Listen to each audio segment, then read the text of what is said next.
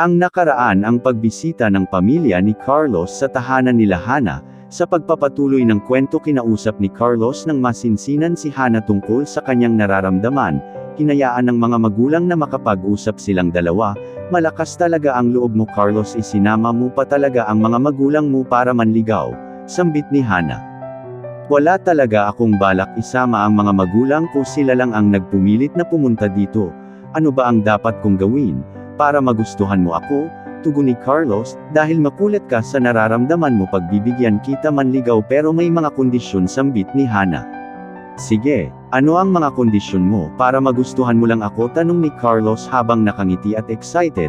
Gusto ko hindi ka na magiging mayabang at ayaw ko na sasama ka sa barkada mo, dahil sila ang nakaka-impluwensya sa'yo ng di maganda, tugon ni Hana na nakataas ang kilay.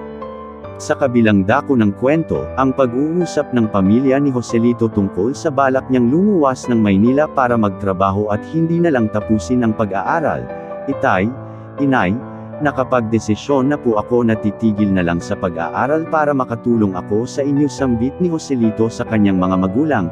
Hindi na ba magbabago ang desisyon mo, anak? Tanong ni Aling Isabel. Hindi na po, inay, tugon ni Joselito. Sige, kung yan ang desisyon mo, susuportahan ka na lang namin ng iyong itay, sambit ng ina. At nagpaalam na nga si Joselito kay Bimbim. Joselito, hindi na ba magbabago ang desisyon mo? Paano na ang mga masasayang samahan natin? Hahayaan mo na lang ba yun para lang sa mga pangarap mo? Tanong ni Bimbim, habang umiiyak. Huwag ka nang umiyak.